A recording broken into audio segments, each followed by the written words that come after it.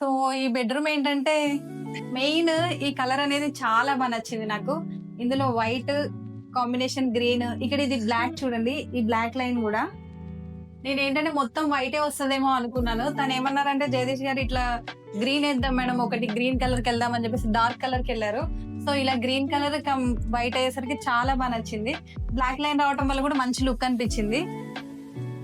Next వచ్చేసి so, ఆ cement shelf మీకు కనిపించకుండా ఇలా కనిపించిద్దేమో మేడం అని చెప్పేసి తనే ఇలా ఇదైతే తనే సజెస్ట్ చేశారు. నాకసలు ఐడియా గూడా లేదు.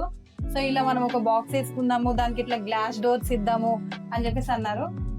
అసలు ఇక్కడ అది ఉన్నట్లు కూడా అనిపించట్లేదు ఇప్పుడు. మంచిగా కవర్ అయిపోయింది. నెక్స్ట్ ఇక్కడ వచ్చేసరికి స్టడీ యూనిట్ అండి.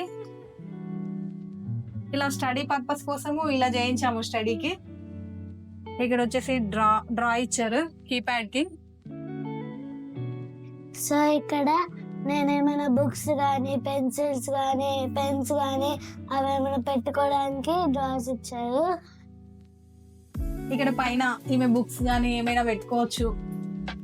సో స్టోరేజ్ యూనిట్ ఇక్కడ కూడా ఇచ్చారు. చాలా మంది ఇక్కడ ఇట్లా ప్లేన్ గా వదిలేస్తున్నారు. కానీ నాకేంటంటే తన నుండి ఇక్కడ వేస్ట్ అయిపోతుంది మేడం ప్లేస్ అని చెప్పేసి ఇక్కడ కూడా ఇలా 2 స్టోరేజ్ యూనిట్స్ ఇచ్చారు. ఇది ఒకటి బాగా నచ్చింది.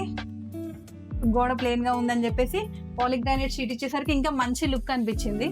స్టడీ టేబుల్ ఇక్కడ ప్లేస్ వేస్ట్ అవుతుంది కదా అని చెప్పేసి డ్రెస్సింగ్ కి కూడా తనే ఇలా ప్లాన్ చేశారు.